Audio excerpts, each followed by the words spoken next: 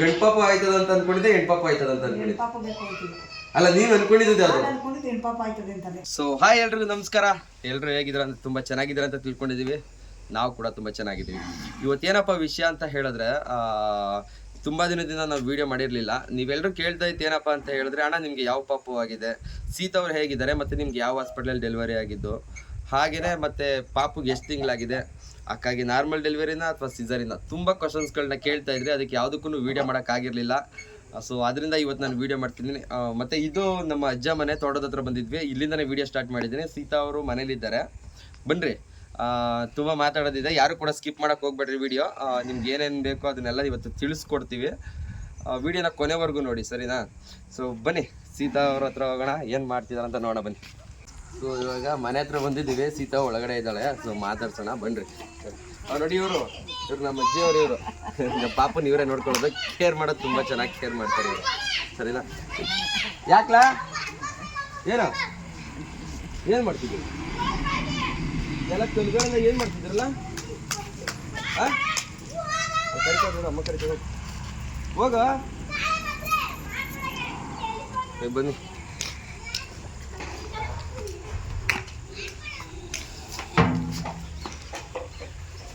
ತುಂಬ ಕೆಲಸ ಇರುತ್ತೆ, ಆದ್ರೂ ವಿಡಿಯೋ ಮಾಡ್ತಿದ್ದೀವಿ. ಬೇಜಾರಾಗ್ತಲ್ಲ ಏನೋ ಗೊತ್ತಿಲ್ಲ, ಬನ್ನಿ. ಲೈಟೆಲ್ಲ ಹಾಕಿಲ್ಲ.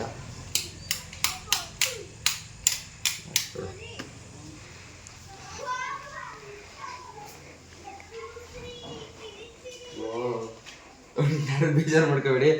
ಸೊ ಇದು ಪಾಪು ಇದೆಯಲ್ಲ ಮನೆಯಲ್ಲಿ, ಸೊ ಅದು ಇದು ಬಟ್ಟೆಗಳೆಲ್ಲ ಯೂಸ್ ಮಾಡೋದನ್ನೆಲ್ಲ ಹಂಗೆ ಇಟ್ಟಿರ್ತಾಳೆ. ಸ್ವಲ್ಪ ಕ್ಲೀನಿಂಗ್ ಇಲ್ಲ, ಏನು ಮಾಡೋಕ್ಕಾಗಲ್ಲ. ಯಾಕೇನಾಯ್ತು? ಅದೊಂದು ಬೇರೆ. ಇವತ್ತು ಇಂಜೆಕ್ಷನ್ ಹಾಕ್ಸಿದ್ವಿ ಪಾಪದು, 2.5 months ಇಂಜೆಕ್ಷನ್ ಇತ್ತು. ಸೊ ಅದನ್ನ ಹಾಕ್ಸಿದ್ವಿ. ಪಾಪ ಕಾಲಿಗೆ ಹಾಕಿದ್ದಾರೆ, ತುಂಬಾನೇ ಹೇಳ್ತಿದೆ. ಒಂದು ಸ್ವಲ್ಪ ಸಮಾಧಾನ ಮಾಡ್ತೀರಾ ಅವ್ರಿಗೆ? ಹಾಂ, ಸೊ ಬನ್ನಿ ಮಾತುಕತೆ ಮಾಡೋಣ. ಸೊ ನೀವು ಕೇಳ್ತಾ ಇದ್ದದ್ದು ಏನಂತ ಹೇಳಿದ್ರೆ, ಇವತ್ತು ವಿಡಿಯೋ ಮಾಡ್ತಿದ್ದೀವಲ್ವಾ, ಸೊ ಎಲ್ಲರೂ ಕೇಳ್ತಾ ಇದ್ರು, ಆನ್ಸರ್ ಮಾಡೋಕ್ಕಾಗಿರ್ಲಿಲ್ಲ. ಅದೇ ಪಾಪು ಯಾವುದು ಅಣ್ಣ ವಿಡಿಯೋದಲ್ಲೆಲ್ಲ ಅದನ್ನೇ ಕೇಳ್ತಾ ಇತ್ತು. ಮತ್ತೆ ಯಾವ ಹಾಸ್ಪಿಟಲಲ್ಲಿ ಡೆಲಿವರಿ ಆಗಿತ್ತು, ಹೆಣ್ಣು ಪಾಪುನ ಗಂಡು ಪಾಪುನ,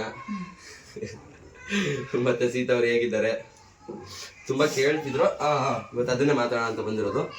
ಇಷ್ಟೊಂದು ಗಲೀಜಾಗಿ ಇಟ್ಕೊಂಡು ವಿಡಿಯೋ ಮಾಡ್ತಿದ್ಯಾ? ವಿಡಿಯೋ ಮಾಡೋದಕ್ಕೆ ಗಲೀಜಾಗಿರೋದು, ಮಕ್ಳಿರೋ ಮನೇಲಿ ಗಲೀಜಾಗೋದು ಕಾಮನ್, ಏನಂತೀರಾ ಅಲ್ವಾ? ಅವ್ರ ಮನೆಗಳಲ್ಲೂ ಅದೇ ತರ ಇರುತ್ತೆ. ಬೇಕಾದ್ರೆ ಕೇಳಿ ನೋಡು, ಏನ್ ಮಾಡಕ್ಕಾಗಲ್ಲ, ಹೋಗ್ಲಿ. ಆಮೇಲೆ ಮಡ್ಚಿ ಕೊಡ್ತೀನಿ. ಸೊ ಫಸ್ಟ್ ನೀವು ಕೇಳಿದಂತ ಕ್ವಶನ್ ಏನಂತ ಹೇಳಿದ್ರೆ, ಇವರು ಅದಕ್ಕೆ ಮುಂಚೆ ನಮ್ಮ ಮಮ್ಮಿನ ಕೇಳ್ಬಿಡ್ತೀವಿ. ಹಾಯ್, ನಿಮ್ದೇ ಹುಡುಕ್ತಿದ್ವಿ, ಏನ್ ಸಮಾಚಾರ, ಚೆನ್ನಾಗಿದ್ದೀರಾ? ಸೊ ಗಾಯ್ಸ್, ಏನ್ ಗೊತ್ತಾ ಮಮ್ಮಿ, ಈಗ ಸೀತಾ ಪ್ರೆಗ್ನೆನ್ಸಿ ಇದ್ಲಲ್ವಾ, ಅವಾಗ ನೀವು ಗಂಡ್ಪಾಪ ಆಯ್ತದ ಅಂತ ಅನ್ಕೊಂಡಿದ್ದೆ ಹೆಣ್ಪಾಪ ಆಯ್ತದ ಅಂತ ಅನ್ಕೊಂಡಿದ್ದೆ? ಅಲ್ಲ, ನೀವ್ ಅನ್ಕೊಂಡಿದ್ದು ಯಾವ್ದು? ನಿಮ್ಗೆ ಹೆಣ್ಪಾಪ ಬೇಕಂತಾನೆ ಅನ್ಕೊಂಡಿದ್ದ? ಸೊ ನಾವಂತೂ ಯಾವಾಗ್ಲೂ ದೇವಸ್ಥಾನಕ್ಕೆಲ್ಲ ಹೋದಾಗೆಲ್ಲ ನಾವು ಕೇಳ್ಕೊತಿದ್ ಬಂದು ಹೆಣ್ಪಾಪನೇ ಆಗ್ಲಿ ಅಂತ. ನೋಡ ಯಾವ ಪಾಪು ಆಗಿದೆ ಅಂತ ಕೇಳಿದ್ರಲ್ವಾ, ಹೇಳ್ತೀನಿ. ಈಗ ನಮ್ಮ ಮಮ್ಮಿ ಹೇಳಿದ್ರು ಹೆಣ್ಪಾಪು ಆಗ್ಲಿ ಅಂತ ಅನ್ಕೊಂಡಿದ್ದೆ, ಅದೇ ಆಯ್ತು. ಹಾ, ಏನಕ್ಕೆ ಇಷ್ಟ ಹೆಣ್ಮಗು? ಅದಕ್ಕೆ ಆಯ್ತಾ? ಅಪ್ಪಾಜಿ ಇಲ್ಲ? ಇಲ್ಲೊಬ್ರು ಇದಾರೆ, ಇದು ಯಾವಾಗ ಒಂದ್ಸರಿ ಕೇಳಬೇಡ. ಏನ್ ಮಾಡ್ತಿದ್ದಾರೆ?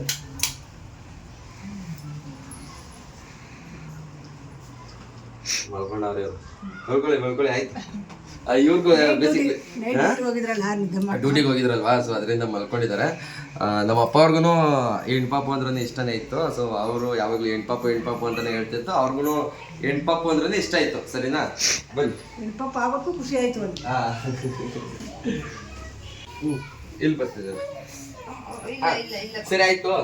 ಇವಾಗ ಪ್ರೆಗ್ನೆನ್ಸಿ ಟೈಮಲ್ಲಿ ನೀನು ಗಂಡ್ಪಾಪು ಬೇಕು ಅಂತ ಅನ್ಕೊಂಡಿದ್ದೆ, ಅದೇ ಹೆಣ್ಪಾಪು ಬೇಕು ಅಂತ ನಾನು ಯಾವ್ದೇ ದೇವಸ್ಥಾನಕ್ಕೆ ಹೋದ್ರು ನನಗೆ ಹೆಣ್ಪಾಪುನೇ ಬೇಕು ಅನ್ಕೊಂಡಿದ್ದೆ. ಯಾಕಂದ್ರೆ ಈ ಮನೇಲಿ ಹೆಣ್ಮಗಳು ಇಲ್ಲ, ಅಂದ್ರೆ ಅವ್ರ ತಂಗಿ ಇದ್ರು, ಸ್ವಲ್ಪ ಅಲ್ಲ ಹೆಲ್ತ್ ಇಶ್ಯೂಸ್ ಆಗಿ ತೀರ್ಕೊಂಡ್ಬಿಟ್ರು. ಅವಳೇ ಹೊಟ್ಟೆಲ್ ಹುಟ್ಟು ಬರ್ಬೇಕಂತ ನಂಗೆ ತುಂಬಾನೇ ಆಸೆ ಇತ್ತು.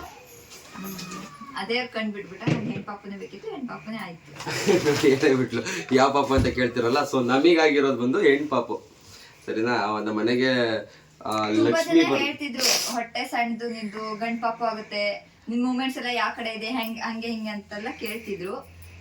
ನಾವು ಊರಿಗೆ ಹೋದಾಗ್ಲೂ ಹಂಗೆ ಅಂದಿತ್ತು ನಮ್ಮ ಮನೇಲೇನೋ ನಮ್ಮ ಚಿಕ್ಕಪ್ಪದಿರೋ ಹಾವೆಲ್ಲ ನಾಗವೆಲ್ಲ ಹಿಡ್ತಿದ್ರು. ಅದಕ್ಕೆ ನಿನ್ಗಾಗದ್ ಗಂಡ್ ಪಾಪನೇ ಹೋಗು. ನಮ್ಗೂ 2 ದಿನ ಬೇಜಾರಾಗ್ಬಿಟ್ಟಿತ್ತು. ಇವನದು ಫುಲ್ ಬೇಜಾರೇ ಮಾಡ್ಕೊಬಿಟ್ಟಿದ್ದೆ. ನಾನು ಕೇಳ್ತಿದ್ದೆ, ಈಗ ಗಂಡ್ ಪಾಪ ಆಗ್ಬಿಟ್ರೆ ಬಿಸಾಕ್ಬಿಡ್ತೀಯ ನೀನು, ಗಂಡ್ ಪಾಪ ಆದ್ರೆ ಬಿಸಾಕ್ಬಿಡ್ತೀಯ, ಇಲ್ಲ ತಾನೇ ಅಂತೆಲ್ಲ ಹೇಳ್ತಿದ್ದೆ. ಸೊ ನೀವು ಕೇಳಿದ್ದು ಒಂದು ಕ್ವಶನ್ ಏನಪ್ಪಾ ಅಂತ ಹೇಳಿದ್ರೆ ಅದೇ ಪಾಪು ಯಾವ್ದು ಅಂತ ಕೇಳಿದ್ರೆ, ಸೊ ನಮ್ಮ ಮನೆಯವ್ರಿಗೆಲ್ಲರೂ ಇಷ್ಟ ಇದ್ದದ್ದು ಹೆಣ್ಪಾಪನೇ, ನಮಗಾಗಿದ್ದು ಹೆಣ್ಪಾಪನೇ. ಲಕ್ಷ್ಮಿ ಬರ್ತಾಳಂತ ಅನ್ಕೊಂಡಿದೀವಿ ಮನೆಗೆ. ನಮಗೆ ಮನೆಗೆ ಮಹಾಲಕ್ಷ್ಮಿನೇ ಬಂದಿದ್ದಾಳೆ. ಈಗ ಬಂದಾದ್ಮೇಲೆ ಮನೆ ತುಂಬಾ ಖುಷಿ ಸಂತೋಷ. ಎಲ್ರು ನಮ್ಮ ಅಪ್ಪ ಅಮ್ಮ ಎಲ್ಲಾರು ತುಂಬಾ ಖುಷಿಯಿಂದ ಇದ್ದಾರೆ. ನಾವು ಕೂಡ ತುಂಬಾ ಒಳ್ಳೆ ಹೆಂಗೆ ಅಂದ್ರೆ ನಾವ್ ಕೇಳ್ಕೊಂಡಿದ್ದು ಹೆಣ್ಪಾಪನೇ. ಒಬ್ಬೊಬ್ರು ಒಂದೊಂದ್ ತರ ಇರ್ತದೆ. ಎಲ್ಲ ಗಂಡ್ ಮಕ್ಳು ಆಗಿನ ಕಾಲದ ಅಜ್ಜಿದಿರು ಇರ್ತಾರಲ್ಲ, ಅವ್ರು ಗಂಡ್ ಪಾಪ ಆಗ್ಬೇಕು ಅಂತಾರೆ. ಹೆಣ್ಪಾಪ ನಮ್ಮ ಮನೆ ಫ್ಯಾಮಿಲಿ ಎಲ್ಲರಿಗೂ ಹೆಣ್ಪಾಪನೇ ಇಷ್ಟ ಆಯ್ತು. ಸೊ ನಮಗಾಗಿದ್ದು ಹೆಣ್ಪಾಪನೇ. ಅದು ಹೇಳ್ದ್ನಲ್ಲ, ಲಕ್ಷ್ಮಿ ಅಲ್ಲ ಮಹಾಲಕ್ಷ್ಮಿನೇ ಬಂದ್ಲು ನಮ್ಮ ಮನೆಗೆ. ತುಂಬಾನೇ ಖುಷಿ ಆಯ್ತು ಅದಕ್ಕೆ. ಮತ್ತೆ 2ನೇ ಕ್ವಶನ್ ಕೇಳಿದ್ದೀನು. 2ನೇ ಕ್ವಶನ್ ಏನಂದ್ರೆ ಸೀತವ್ರು ಹೇಗಿದ್ದಾರೆ? ಸೀತವ್ರು ನೋಡಪ್ಪ ಇಲ್ಲೇ ಗುಂಡ್ಕಲ್ ಕೂತಾಳೆ, ಚೆನ್ನಾಗಿದ್ದಾಳೆ. ಸೊ ನಿನ್ನ ಎಕ್ಸ್ಪೀರಿಯನ್ಸ್ ಯಾವ ತರ ಇತ್ತು?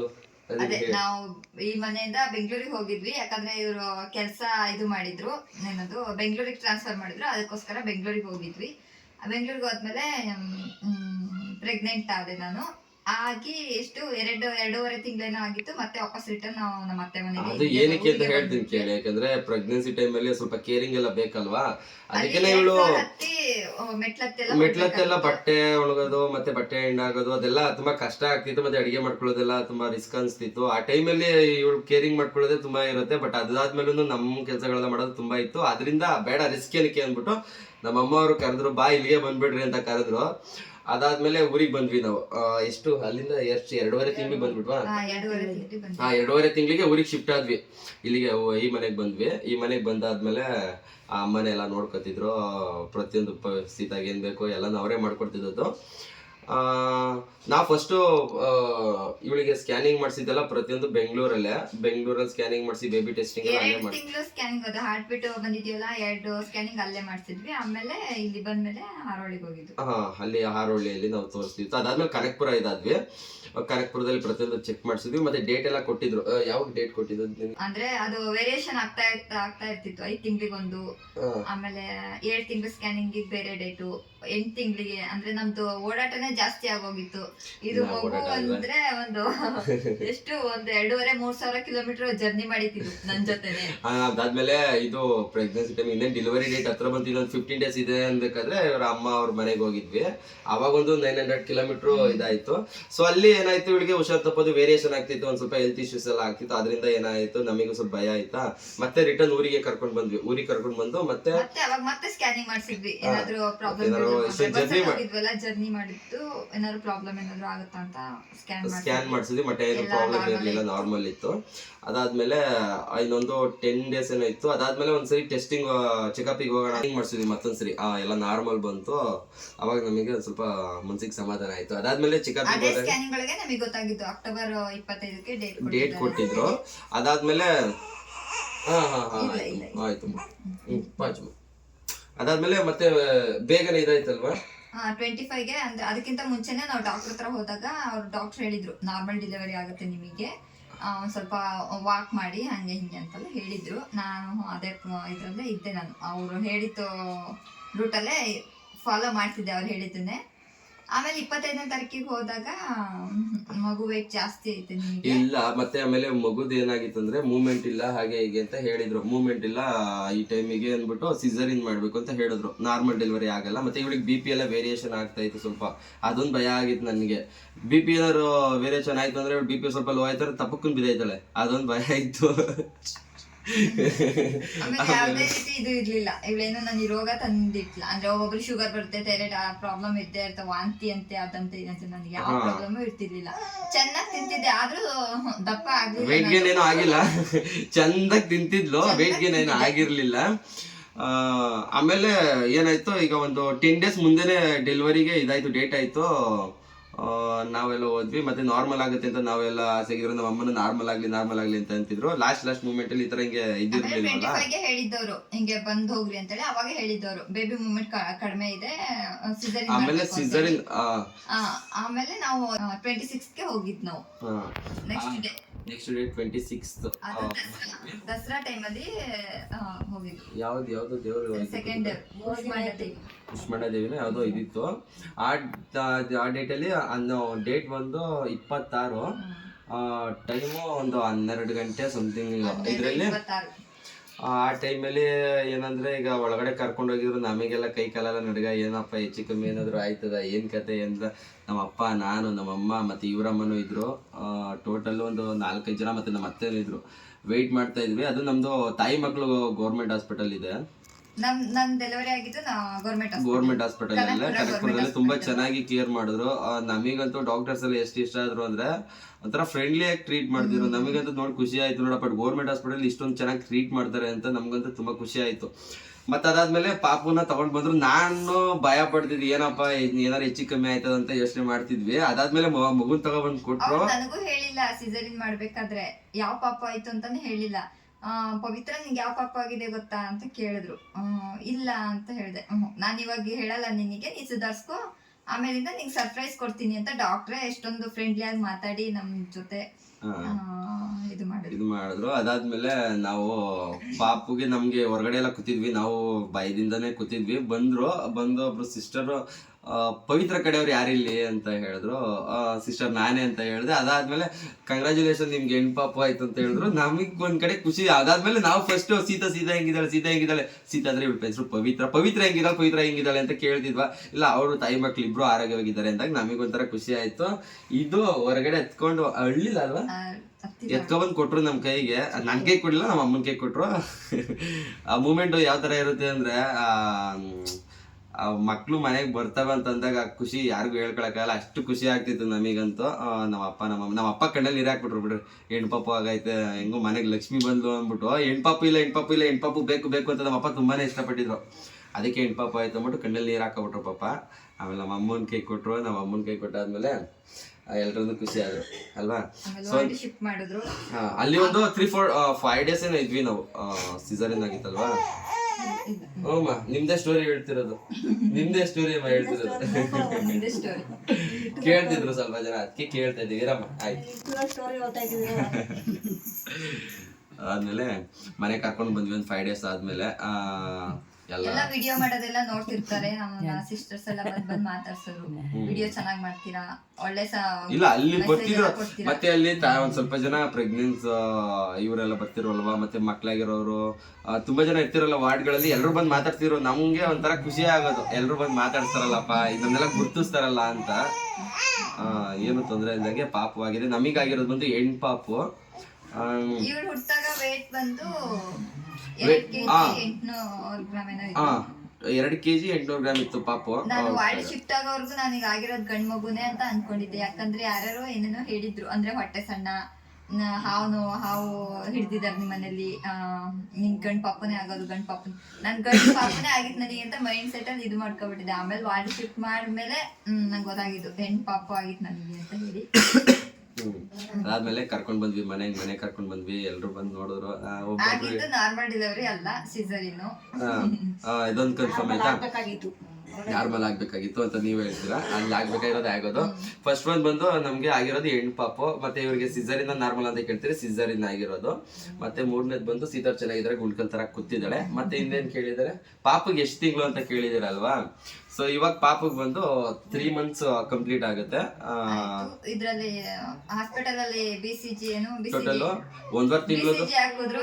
ಒಂದ್ ಸ್ವಲ್ಪ ಮಗು ಇವಾಗ 1.5 ತಿಂಗಳು ಇಂಜೆಕ್ಷನ್ಗೆ 2.5 ತಿಂಗಳು ಇಂಜೆಕ್ಷನ್ಗೆ ತುಂಬಾನೇ ನೋವು ಪಡ್ತಿದ್ದಾಳೆ. ಇವಾಗ ತಾಕ್ಸ್ಕೊ ಬಂದ್ವಿ 2ನೇ ವ್ಯಾಕ್ಸಿನೇಷನ್. 2ನೇ ವ್ಯಾಕ್ಸಿನೇಷನ್ ಹಾಕ್ಸಿದೀವಿ. ಮತ್ತೆ ಪಾಪು ಅಂತೂ ತುಂಬಾ ಚೆನ್ನಾಗಿದೆ, ಆರೋಗ್ಯವಾಗಿದೆ. ಬೇಗ ಪಾಪು ಕೇಳ್ತಾನೆ ಇದ್ದೀರಾ, ಬೇಬಿ ಫೋಟೋನ ಕಳಿಸಿ ಅಂದ್ರೆ ಫೇಸ್ ರಿವೀಲ್ ಮಾಡಿ ಅಂತ ಹೇಳ್ತಿದ್ರಲ್ವಾ. ಸೊ ಈಗ ನಮ್ಮ ಆಗಿನ ಕಾಲದಲ್ಲಿ ಏನಂತಾರೆ ಮಮ್ಮಿ, ಮಕ್ಳು ಮಕ್ಕ ತೋರ್ಸಿದ್ರೆ ಏನಂತ ಹೇಳ್ತಿರಲ್ಲ, ನಮ್ಗೆ ಗೊತ್ತಿಲ್ಲ, ನಾವ್ ತೋರ್ಸ್ಬಿಡ್ತೀವಿ. ನಮ್ಗೇನಿಲ್ಲ ವಿಡಿಯೋಸ್ ಎಲ್ಲ ಅಲ್ಲ, ಏನಕ್ಕೆ ಹೆಂಗ್ ತೋರ್ಸ್ಬಾರ್ದು ಅಂತ ಹೇಳೋದು, ಅದೇ ದೃಷ್ಟಿ ಆಗುತ್ತೆ. ಇನ್ಫೆಕ್ಷನ್ ಹೆಂಗಾಗಿದೆ ಆಗಿನ ಕಾಲದ ಅಜ್ಜಿದಿರು ಏನಂದ್ರೆ ಮಕ್ಳನ್ನ ಹಿಂಗೆ ಫಸ್ಟ್ ಫೇಸ್ ರಿವೀಲ್ ಎಲ್ಲ ಮಾಡಿದ್ರೆ ಮಕ್ಳು ವೆಯ್ಟ್ ಗೇನ್ ಆಗಲ್ಲ, ಅಂದ್ರೆ ತೂಕದ ಜಾಸ್ತಿ ಆಗಲ್ಲ, ಮತ್ತೆ ದೃಷ್ಟಿ ಆಗುತ್ತೆ, ಮಕ್ಳು ಬಿಡುತ್ತೆ ಅಂತ ಹೇಳಿ ತೋರ್ಸಲ್ಲ. ತೋರ್ಸಲ್ಲ ಅಂತ ಹೇಳ್ತಾರೆ. ಸೊ ಈಗ ನಾವು 3 ತಿಂಗಳು ಈಗ ಆಗಿನ ಕಾಲದಲ್ಲಿ ನಮ್ಮ ಅಜ್ಜಿದಿರು ಏನ್ ಮಾಡ್ಕೊಂಡ್ ಬಂದಿದ್ರು ಅದೇ ತರನೇ ನಾವು ಇದ್ ಮಾಡ್ಬೇಕು. ಯಾಕಂದ್ರೆ ನಾವು ಈಗ ನಿಮ್ಗೇನೋ ತೋರ್ಸಕ್ಕೆ ಫೇಸ್ ನೆಲ್ಲ ಇದ್ ಮಾಡ್ತೀವಿ, ಬಟ್ ನಮ್ಮ ಅಜ್ಜಿದಿರು ಇರ್ತಾರಲ್ಲ ಬೈತಾರೆ, ಏನಂತ ಬೈತಾರೆ, ಬಾಯಿಗೆ ಬಂದಂಗೆ ಬೈತಾರೆ. ಸೊ ಅದರಿಂದ ಇವತ್ತು ಇಷ್ಟು ಡೀಟೇಲ್ಸ್ ಕೊಟ್ಟಿದೀವಿ. ಮತ್ತೆ ಇನ್ನ ವಿಡಿಯೋದಲ್ಲಿ ಆಕ್ಟಿವ್ ಆಗಿರ್ತೀವಿ, ಬ್ಲಾಗ್ಸ್ ಎಲ್ಲ ಮಾಡ್ತಿರ್ತೀವಿ. ಸೊ ನಮ್ಮ ಚಾನಲ್ಗೆ ಬೇಗ ಬೇಗ ನೀವು ಸಬ್ಸ್ಕ್ರೈಬ್ ಮಾಡ್ಕೊಳ್ಳಿ. ಹೇಳು ಮಮ್ಮಿ ನಮ್ಮ ಫ್ಯಾನ್ಸ್ ನಮ್ಮ ಚಾನಲ್ ಸಬ್ಸ್ಕ್ರೈಬ್ ಮಾಡ್ಕೊಳ್ಳಿ. ಇನ್ಮೇಲೆ ಇದೇ ತರ ವಿಡಿಯೋಸ್ ನಾವು ಅಪ್ಲೋಡ್ ಮಾಡ್ತಾ ಇರ್ತೀವಿ, ಅದಕ್ಕೆ ವಿಡಿಯೋಸ್ ಬರ್ತಾ ಇರುತ್ತೆ, ನಿಮ್ ಸಪೋರ್ಟ್ ಬೇಕು. ನಮ್ಮ ಚಾನಲ್ ಸಬ್ಸ್ಕ್ರೈಬ್ ಮಾಡ್ಕೊಳ್ಳಿ. ಅದೇ ಮಾಡ್ಕೊಳ್ಳಿ ಅನ್ರಿ, ಇವ್ರು ಹೇಳಿದ್ದೆ ಮಾಡ್ಕೊಳ್ರಿ. ಸೊ ಇನ್ನು ಡೈಲಿ ಬ್ಲಾಗ್ಸ್ ಬರ್ತಿರುತ್ತೆ. ನಮ್ಮಮ್ಮ ಎಂಟ್ರಿ ಆಗ್ತಿದ್ದಾರೆ ಇವಾಗ ನಮ್ಮ ಬ್ಲಾಗ್ಸ್ಗೆಲ್ಲ ಬರ್ತಾರೆ. ಇವರು ತುಂಬಾ ಚೂಟಿ ಇದ್ದಾರೆ, ಚೆನ್ನಾಗಿ ಮಾತಾಡ್ತಾರೆ. ಹೆಂಗ್ ಮಮ್ಮಿ? ಟ್ರೈನಿಂಗ್ ತಗೋತಾರೆ ಅವರು, ಕಡೆ ಇಳಿತಾರೆ ಇವಾಗ. ಸರಿನಾ? ಸೊ ನೀವು ಕೇಳಿದಂತ ಕ್ವಶನ್ಸ್ಗೆ ನಾವು ಇವತ್ತು ಕಂಪ್ಲೀಟ್ ಆಗಿ ಆನ್ಸರ್ ಮಾಡಿದೀವಿ ಅಂತ ತಿಳ್ಕೊಂಡಿದೀವಿ. ಡೈಲಿ ನಾವು ಬ್ಲಾಗ್ಸ್ ಎಲ್ಲ ಬರ್ತಾ ಇರುತ್ತೆ, ಬೇರೆ ತರ ಬ್ಲಾಗ್ಸ್ ಬರುತ್ತಿರುತ್ತೆ. ನಮ್ಮ ತಾಯಿ ಮತ್ತೆ ಇದು ಅತ್ತೆ ಸೊಸೆ ಸೆಂಟಿಮೆಂಟ್, ಇನ್ನು ಬೇರೆ ಬೇರೆ ತರ ಏನೋ ಪ್ಲಾನಿಂಗ್ ಮಾಡ್ಕೊಂಡಿದೀವಿ, ಮಾಡ್ತೀವಿ. ಸೊ ಇದು ನಮ್ಮ ಸೀತಾ ಒಂದ್ ಸ್ವಲ್ಪ ಬೆಟರ್ ಆಗ್ಲಿ ಅಂತ ಸುಮ್ಮನೆ ಇರೋದು ಅಷ್ಟೇ. ಅದಾದ್ಮೇಲೆ ಮಾಡ್ತೀವಿ, ಓಕೆನಾ? ಸೊ ಹೊರಗಡೆ ಎಲ್ಲ ಹೋಗಿ ಶೂಟ್ ಮಾಡೋಕ್ಕಾಗಲ್ಲ, ಮನೇಲೆ ಮಾಡ್ಬೋದು. ಒಂದು 5 months ಆಗ್ಲಿ ಅಂತ ಸುಮ್ಮನೆ ವೆಯ್ಟ್ ಮಾಡ್ತಿರೋದು, ಓಕೆನಾ? ಸೊ ಎಲ್ರಿಗೂ ಬಾಯ್ ಬಾಯ್ ಮೇಡಮ್. ಎಲ್ರಿಗೂ ಬಾಯ್ ಬಾಯ್ ಬಾಯ್. ನನ್ನ ಮಗಳ ಫೇಸ್ನ ರಿವೀಲ್ ಮಾಡ್ತೀವಿ. ಸೊ ಆದಷ್ಟು ಬೇಗ, ಸರಿನಾ? ಸೊ ನಮ್ಮ ಚಾನಲ್ಗೆ ಸಬ್ಸ್ಕ್ರೈಬ್ ಆಗಿರೋರಾಗೆ ವೆಯ್ಟ್ ಮಾಡ್ತೀರಿ. ಸೊ ಎಲ್ರಿಗೂ ಥ್ಯಾಂಕ್ಸ್. ಈಗಾಗಲೇ ನಮ್ದು ಸ್ವಲ್ಪ ಸಬ್ಸ್ಕ್ರೈಬರ್ ತುಂಬಾನೇ ಇನ್ಕ್ರೀಸ್ ಆಗಿದೆ. ನೀವು ಅನ್ಕೊಂಡಿರೋದಕ್ಕಿಂತ ಚೆನ್ನಾಗಿ ವಿಡಿಯೋ ಮಾಡಿ ಹಾಕ್ತೀವಿ. ಎಲ್ರಿಗೂ ಬಾಯ್. Thank you.